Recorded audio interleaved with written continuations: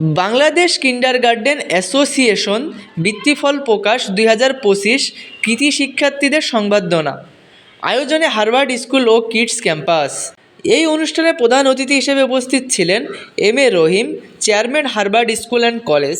বিশেষ অতিথি হিসেবে উপস্থিত ছিলেন গোলাম সরোয়ার, পরিচালক হার্ভার্ড স্কুল অ্যান্ড কলেজ। বিশেষ অতিথি হিসেবে আরও উপস্থিত ছিলেন আলতাফ হোসেন, পরিচালক হার্ভার্ড স্কুল অ্যান্ড কলেজ। উপস্থিত ছিলেন এম কবির, প্রধান শিক্ষক হার্ভার্ড স্কুল অ্যান্ড কলেজ। উপস্থিত ছিলেন দেবাশিস চক্রবর্তী, সহকারী শিক্ষক হার্ভার্ড স্কুল অ্যান্ড কলেজ। সভাপতিত্ব করেন মোহাম্মদ শফিকুল ইসলাম, প্রধান শিক্ষক হার্ভার্ড কিডস ক্যাম্পাস। আজকে শিক্ষার্থীদের মাঝে সংবর্ধনা অনুষ্ঠানে শিক্ষার্থী ও গার্ডিয়ানদের আনন্দ অনুভূতি প্রকাশ পেয়েছে। সেই সাথে এই সফলতায় প্রতিষ্ঠানের সুনাম অর্জন হয়েছে। ডেফিনেটলি ছাত্রদের প্রতি আমার অসংখ্য অসংখ্য কৃতজ্ঞতা এবং আমি চাই আমার ছেলে এখানেই পড়ুক আর এভাবে এগিয়ে যাক। ছাত্রদের প্রতি অনেক অনেক শুভেচ্ছা। আমার ছোট ছোট বাচ্চারা যারা বৃত্তি পেয়েছে তাদের প্রতি আমার অনেক আন্তরিকতা, শুভেচ্ছা ও ভালোবাসা। ধন্যবাদ। বিসমিল্লাহির রহমানির রহিম। আজকের এই অনুষ্ঠানটা কৃতি শিক্ষার্থীদের সংবর্ধনা আমাদের আসলে মনোমুগ্ধ করেছে। আমাদের এই প্রতিষ্ঠান যে এত সার্ভিস দিয়েছে, সেবা দিয়েছে, আপোষহীন সেবা দিয়েছে, তারা আপোষ সেবার ক্ষেত্রে তারা কোনো আপোষ করেনি।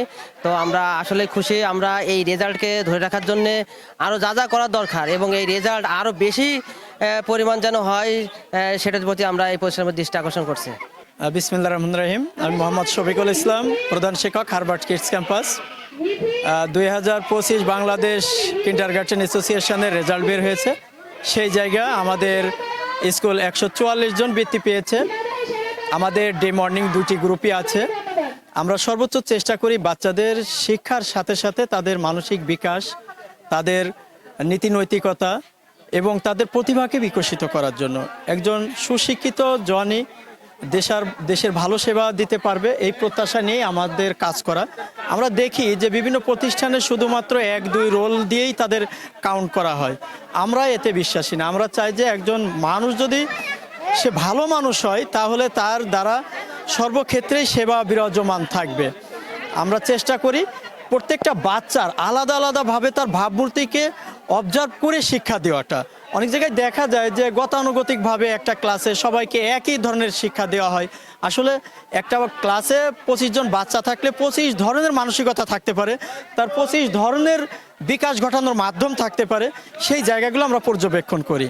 আমরা চেষ্টা করি যে আগামী দিনের যে ভবিষ্যৎ, সেই ভবিষ্যৎকে যদি এখনই সঠিকভাবে শিক্ষা না দিতে পারি তাহলে আগামী প্রজন্ম ধ্বংসের দ্বার প্রান্তে চলে যাবে। আর আমরা আরেকটা কাজ করি, যেটা হলো আমাদের বাঙালি সংস্কৃতি একটি শক্তিশালী সংস্কৃতি, যেটা বহির্বিশ্বের সামনে আমরা মাথা উঁচু করে দাঁড়াতে পারি এবং গর্ববোধ করে বলতে পারি আমরা বাঙালি। কিন্তু দুঃখজনক হলেও বর্তমান দেখা যায় যে পাশ্চাত্য সংস্কৃতি বা আধুনিক শিক্ষা এসে আমাদের সংস্কৃতির যে হুমকির সম্মুখে পড়ে গিয়েছে, এটা একটা দুঃখজনক ঘটনা। এটা আমি বলবো উচ্চ বিলাসিতা বা এটা আমাদের মোহের কারণে হয়ে যায়, যেটা আমাদের বাচ্চারা আমাদের সংস্কৃতির সাথে পরিচিতই হতে পারে না। সেই জায়গা থেকেও আমরা কাজ করি। ধন্যবাদ।